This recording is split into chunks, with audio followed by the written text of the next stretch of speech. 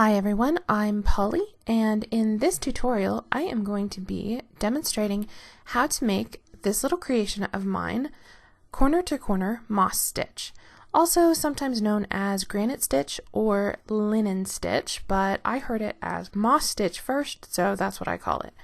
So what I've done is I've put a 45-degree spin on moss stitch, and I've created a way to make moss stitch from the corner to the other corner. So the rows are worked in an actual diagonal way, and your square, so you get diagonal lines of stitches across your square instead of traditional moss stitch, which is just worked like regular crochet back and forth.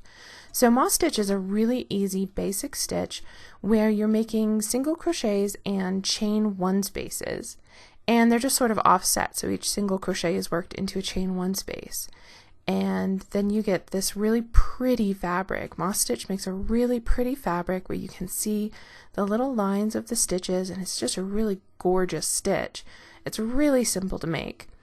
And in corner to corner, there are some additional benefits. It actually somehow got a little bit better. I was surprised when I tried it, and I found out things that I love even more about working it corner to corner. So the best thing I think is how stretchy it is. Moss stitch is pretty stretchy anyway, especially for a crochet stitch. But when you work it corner to corner, you actually you move the way that it stretches. So the only way moss stitch isn't stretchy is across the horizontal lines. So here's my rows are worked this way, and when you pull that way, it's not particularly stretchy. But in every other direction it is. So when you work it corner to corner, your stretchiness goes, instead of being tight from side to side, now it's really stretchy from side to side and from top to bottom. So your fabric, instead of being only stretchy top to bottom, is now stretchy almost every direction, including this diagonal. And the only way it's not particularly stretchy is in this diagonal.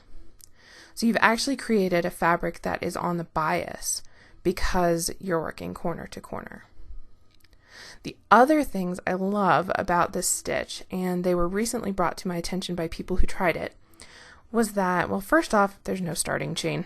I just read that one like 5 minutes ago, and I was so excited about it. Oh, that's brilliant. You don't have to start with a long chain. So if you're working maybe a baby blanket or even a full-size Afghan, you might start with a chain that is literally hundreds of chains long, and that can get really tricky and really boring, to be honest. But in this one, you start with a chain 3, and that's it. It's that simple. So it doesn't take as much careful counting.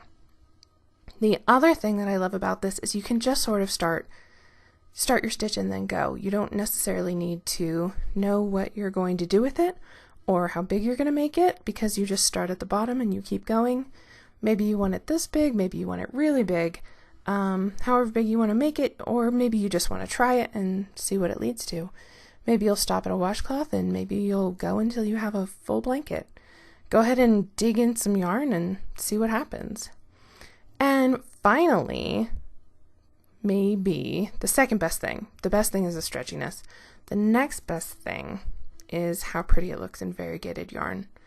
I buy variegated yarn and I just end up never using it because I don't know what to use it for, and it just looks so pretty in this. This is just some Hobby Lobby, I love this cotton, in peony, and I bought it because it was so pretty.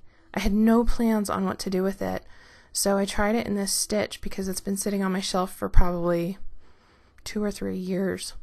And I looked at it and I said, oh, that'll be perfect. And it's just so pretty. I love the way that this stitch breaks up the colors in the variegated.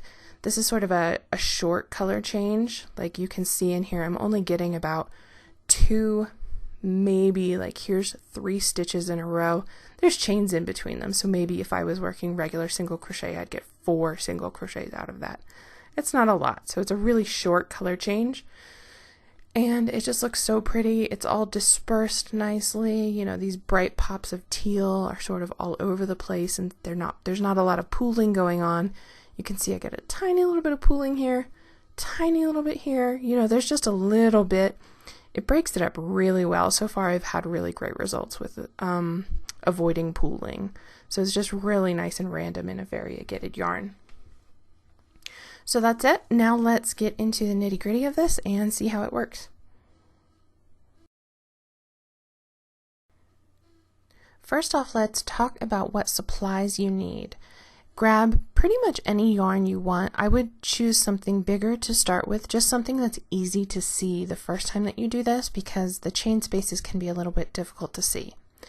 You only really need your ruler if you want to measure how big your swatch or your square is, and some stitch markers are going to help us find our chain spaces. Hopefully we won't need this many of them, but you're going to want a nice big stitch marker with a big opening, because you're going to want to put that stitch marker through the whole chain space and not just one loop of the stitch. So it's going to need to go around several loops to get all the way around a chain space. So something big enough, but not too big that it's in the way either. Okay, so then whatever size yarn you picked, just pick an appropriate size hook for it, whatever you are comfortable with that particular yarn. So I'm using Aran weight and a 5.5 millimeter. That's pretty much my go-to yarn and hook. Okay, now before I show you how to do the stitches, I'm going to talk about the structure of the piece. So what I have here is a square that I've made and a rectangle that I've made, because you can make either, but they are constructed a little bit differently. So what I've done is I've done each section of each piece in a different color. So the blue sections are your increase rows. So you're going to start out at the bottom corner and you're going to increase each row all the way until this measurement right here is as big as you want it. So I wanted a 3-inch square. Oops, my ruler's upside down. I wanted a 3-inch square. So I just continued my increase rows until I was just about 3 inches across. Over here,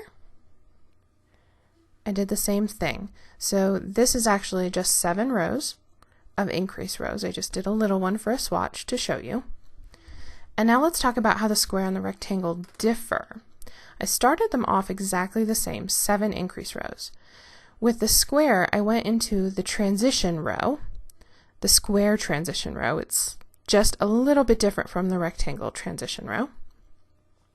With the rectangle, I made these gray rows are just rectangle rows. So all it did really was it does not increase, it does not decrease, it just moves your stitches along. So in my last row of increase rows, I had 7 stitches. In each of these rectangle rows, I had 7 stitches. Then after I do the rectangle rows, I'll measure again until my rectangle is as wide as I want it this way. So the first measurement would be your short side, and the second measurement would be your long side. So I just kept making not increase rows. I made increase rows until it was the right measurement this way, and then I made rectangle rows until it was the right measurement this way. After that, I put on a rectangle transition row. At that point, I can switch to decrease rows. The decrease rows are exactly the same for the square and the rectangle, but the transition rows and the rectangle rows, that's what's different in these two pieces. So in the video, I'll show you how to do both. Now before we go on, I want to talk about one more thing, and that's stitch counts. There's a little trick so that you can tell where you're at, and it's also going to be helpful later when you are arranging maybe stripes and construction of different colors and color changes in a corner-to-corner moss stitch piece. If you get into a big piece like a blanket and you want to change your colors and you want to organize them, there is a little something you should know. So I did 7 rows of increase rows for each of these, but you'll see that they're just a little bit, the rectangle is just a little bit shorter, and there's a reason for that. And it has to do with the stitch counts. When you do the increase rows, each row will have as many single crochets in it as the number row that you're doing. So row 1 has 1 single crochet in it, row 2 has 2 single crochets in it, and onward. So this is row 7, it has 7 single crochets in it, and it's exactly the same on both of them. However, What changes is the transition row. In the rectangle piece, you start adding rectangle rows and they stay 7 stitches wide. When you get to the transition row, it stays 7 stitches wide. When you get to the decrease rows, they go down 1. So my first decrease row on my rectangle has 6 stitches. So I worked up to 7, 7 across, and then my decrease rows goes to 6 stitches, then 5, 4, 3, 2, 1. In the square, my transition row has 1 more stitch in it than the last row of the increase rows.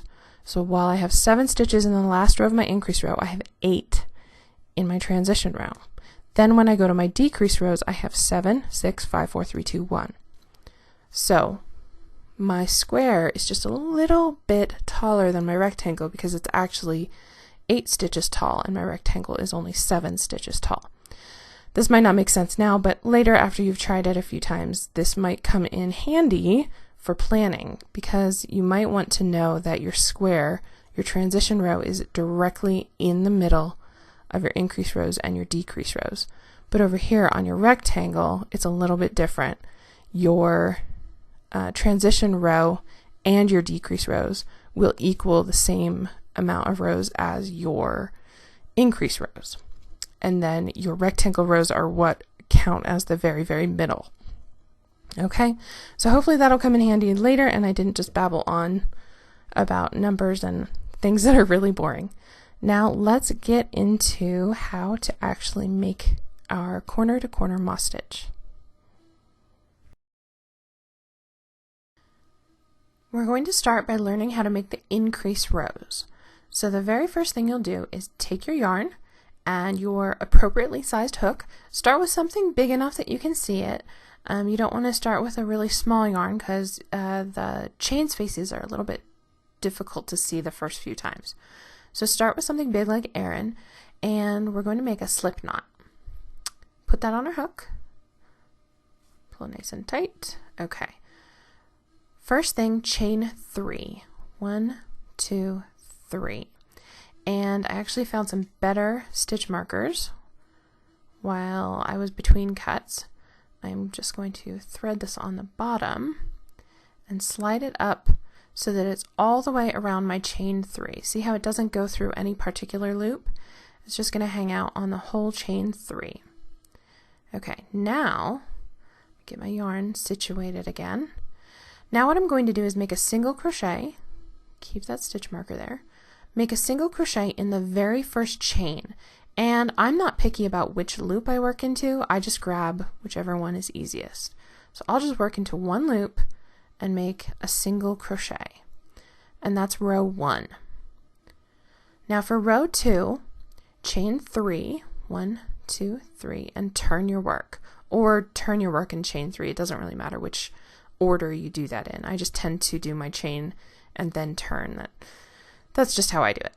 Okay, then don't work into that first stitch. So if you look at your chains, here's 1, 2, 3 chains, and then you can see the 2 lines right there make up your single crochet. Don't work into them. You're going to work right into the chain space that your stitch marker is now showing you, right where it is. So insert your hook into the same spot as the stitch marker and make a single crochet. Okay, now chain 1 and grab your another stitch marker and slip that around the chain 1. All the way around that chain 1. You don't want to go through part of the loops, you want to go all the way around all the loops of the chain 1. And make another single crochet where your first stitch marker was. Okay, so into that, where the first stitch marker was, into that chain 3 space, you made a single crochet, chain 1, single crochet. And we just stopped in the middle to put a stitch marker around our chain 1 because it's really hard to find the first few times, especially on these first few rows.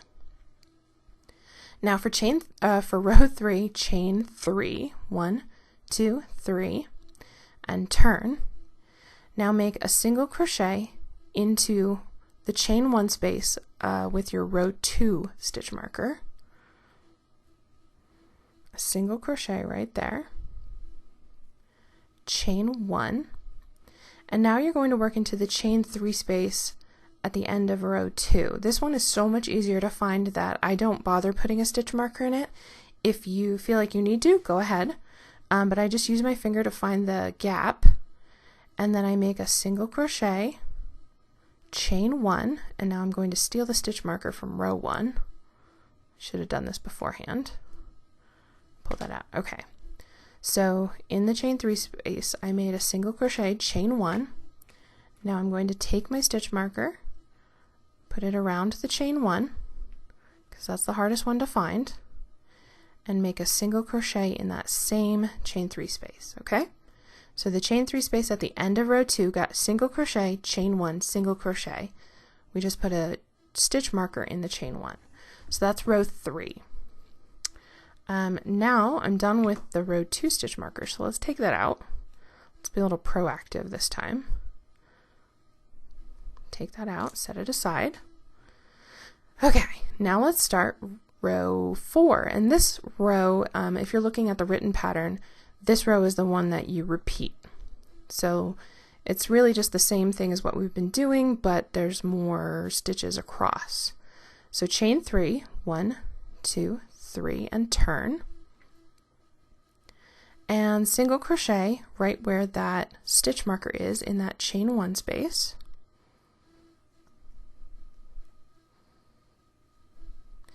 Okay, and now we get to the real moss stitch. Moss stitch is just chain 1, single crochet across. So chain 1, single crochet, you're going to skip the stitch and you're going to single crochet in the chain 1 space. Again, if at first you have a hard time finding these chain 1 spaces, put stitch markers in them just until you get used to it. The first one is always the hardest to find, but I find the ones down the row are easier. So single crochet in that next chain 1 space, chain 1, skip the next single crochet, and then you're at the chain 3 space on the other side of the row. We're going to do what we did before. We're going to single crochet, chain 1, slip our stitch marker over the chain 1 space, and then single crochet again in the chain 3 space. Now let's take our stitch marker out from the previous row, and let's do that again. Chain 3, 1, 2, 3, turn, single crochet in that first chain 1 space with the stitch marker in it, and now let's get to our moss stitch. So we will chain 1, skip the next single crochet in the next chain 1 space, chain 1, skip the next single crochet in the next chain 1 space, chain 1, skip the next single crochet, and now we're at the chain 3 space. So we'll do again single crochet, chain 1.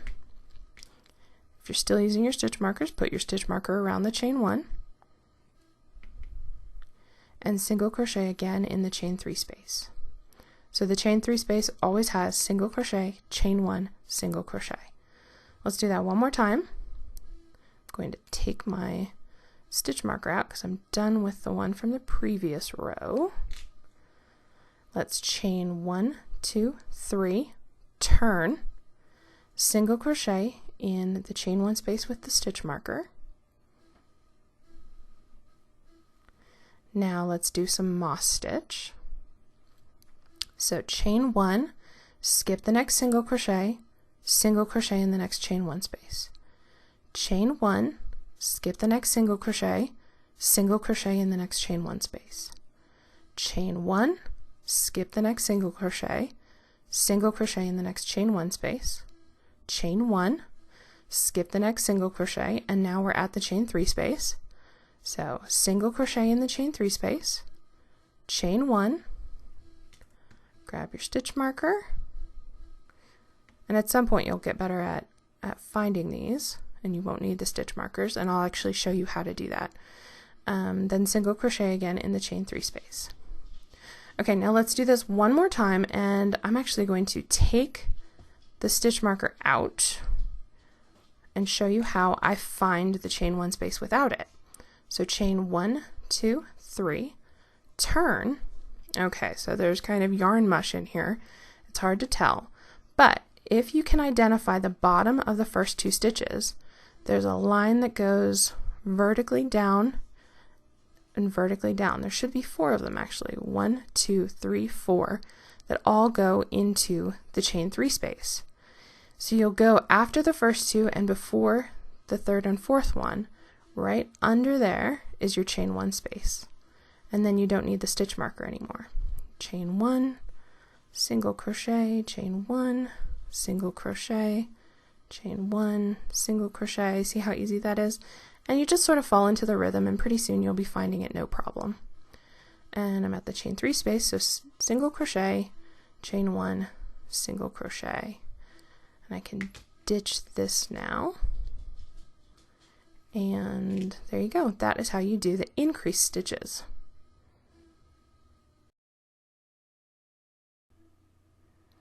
Now I'm going to show you how to make the transition row for a square. If you've gotten this far, you're doing great. All the rest of the stitches are just about the same thing. We're just going to change the order of them slightly so that we can change the shape. So we're going to make the transition row for the square. I want you to start with a chain 2 and turn, or turn and chain 2, whatever.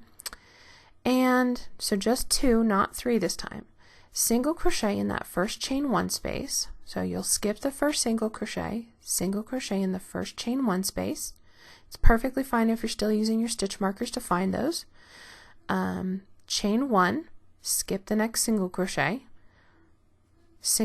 in the next chain 1 space, chain 1, skip the next single crochet in the next chain 1 space, keep doing that across, chain 1, skip the next single in the next chain 1 space, chain 1, skip the next single in the next chain 1 space, however many across you have until you get to that last single crochet and you're at the chain 3 space. Now normally when we were doing increase rows, we did single, chain 1, single into the chain 3 space.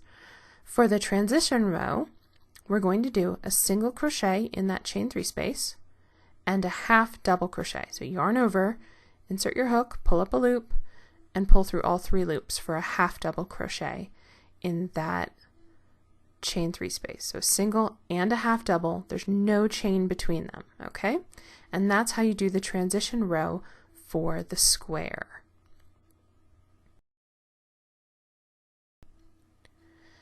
Now I'm going to show you how to do a rectangle. So here's my increase stitches. Do not do the transition row for the square. That is only if you're doing a square. If you're doing a rectangle, it's different. So these are the stitches for doing a rectangle. If you're doing a square, go ahead and skip these, go straight to the decrease rows after having done the square transition row. Okay, so for a rectangle, these are my increase rows. Now I'm going to work some rectangle rows. I'm going to start by chaining 3.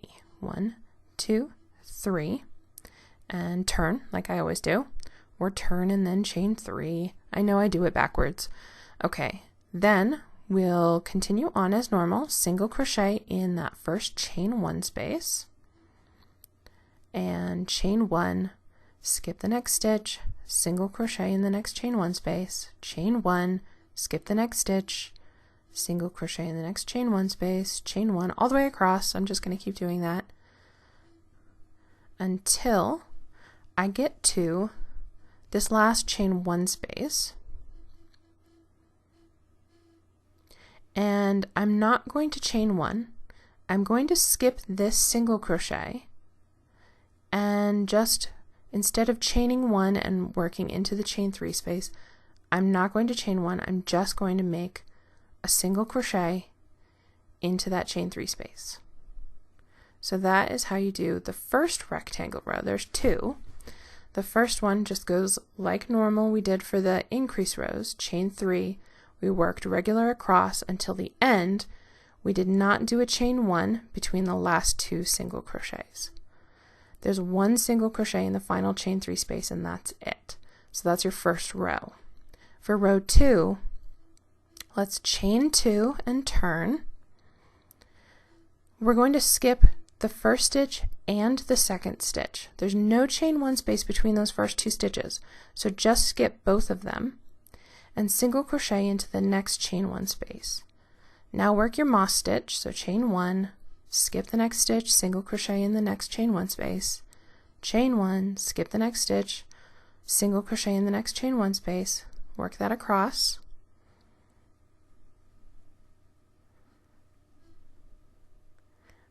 until you get to the end, chain one, skip the last single crochet, and into the chain two space at the end. Was that a chain? No, that was a chain three space. Into the chain three space at the end, single crochet, chain one, single crochet. So this one differed in that we skipped the first two stitches and we single crocheted in the chain one space after the first two stitches. We worked our moss stitch across, and then in the chain three space at the end we did single crochet, chain one, single crochet. Now let's do that again. The first rectangle row is chain three and turn, or turn chain three, single crochet in the first chain one space, chain one, skip the next stitch, single crochet in the next chain one space, chain one, skip the next stitch, single crochet in the next chain one space all the way across. And you'll do this until you get to that last chain one space right there. Oh, see, I went too far and I did a chain one. We don't need that last chain one. So I single crocheted in the last chain one space. The next space is the chain two space at the beginning. Without making my chain one, like I almost tried to do, I'll single crochet in the chain two space. So there's just two single crochets, one in that last chain one space and one in the last chain two space with no chain between them. Now chain two, turn, skip those first two stitches. There's no chain space between them to work into, so just skip the first two stitches and into the next chain one space, that, well, very first chain one space, single crochet. Chain one, skip the next stitch, single crochet in the next chain one space all the way across.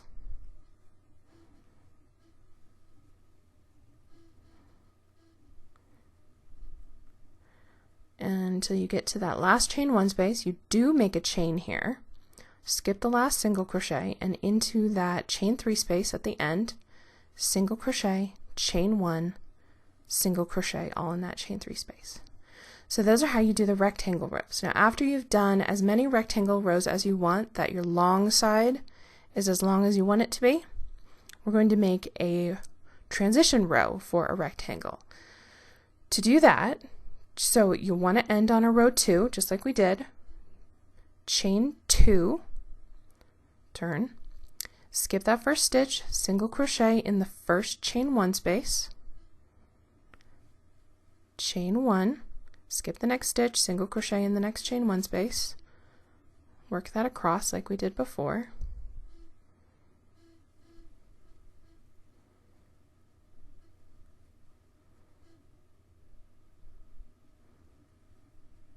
till we get to that last chain one space and the last single crochet.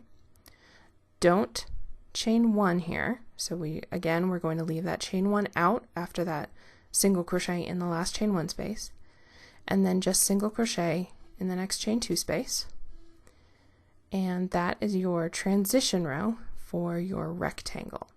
So whether you're doing a square or a rectangle, the next thing we're going to do is our decrease rows.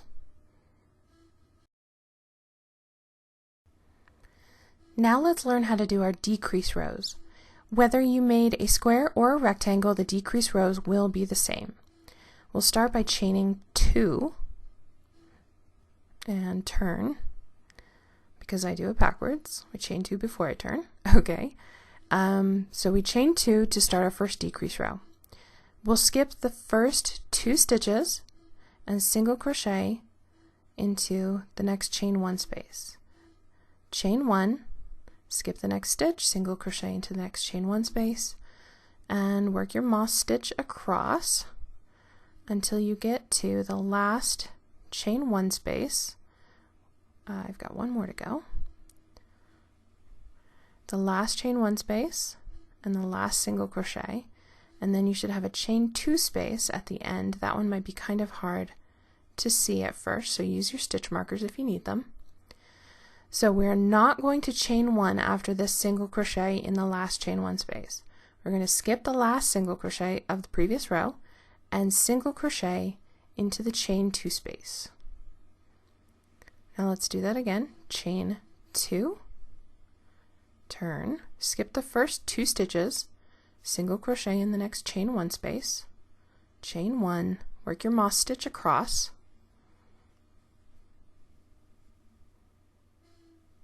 work it until the last chain 1 space. Do not chain 1, you just want to make your single crochet in the last chain 1 space and then single crochet in that chain 2 space on the end. So those last 2 single crochets do not have a chain 1 space between them. It's really hard to remember at first, especially when you've done a lot of increase rows, but stop yourself at the end, make sure you don't have a chain 1 space between those last 2 single crochets. Let's do one more. Chain 2, turn, skip the first 2 stitches, single crochet into the first chain 1 space, chain 1, skip the next stitch, single in the next chain 1 space, chain 1, skip the next stitch, single in the next chain 1 space. Okay, and then that's the end of my row. I just have the chain 2 at the end, so without chaining 1, I'll single crochet in that chain 2 space. And that's how you do the main decrease rows. So go ahead and work them all the way until you have 1, 2, 3, 4 single crochets in your last row. So don't count the chain 2 space at the beginning, just counting single crochets. You have 1, 2, 3, 4. And if you're reading the written pattern, this is where it tells you to stop and follow the last 3 decrease rows. To do that, they're pretty much the same thing, but when it's written, it sounds a little bit different. So chain 2, turn, skip those first 2 stitches, single crochet in the first chain 1 space, chain 1, skip the next stitch, single crochet in the next chain 1 space. That's actually your last chain 1 space, so single crochet in the chain 2 space. Alright, now our next decrease row, chain 2, turn, skip those first 2 stitches, single crochet in the next chain 1 space, and then skip the next stitch, no chain 1, just single crochet into the chain 2 space on the end. And to finish up, this is our last row, chain 2, oh no wait, I'm sorry, the last row, only chain 1, otherwise it'll be weird pointy. Chain 1, turn, and then skip the first 2 stitches, single crochet in the chain 2 space on the end, and then you can fasten off. That is your very last decrease row. And I don't have any scissors to cut my yarn, so there you go. That is how you make corner to corner moss stitch. I hope you found this tutorial helpful, and I hope you'll check out my other tutorials on YouTube. Thanks so much for watching.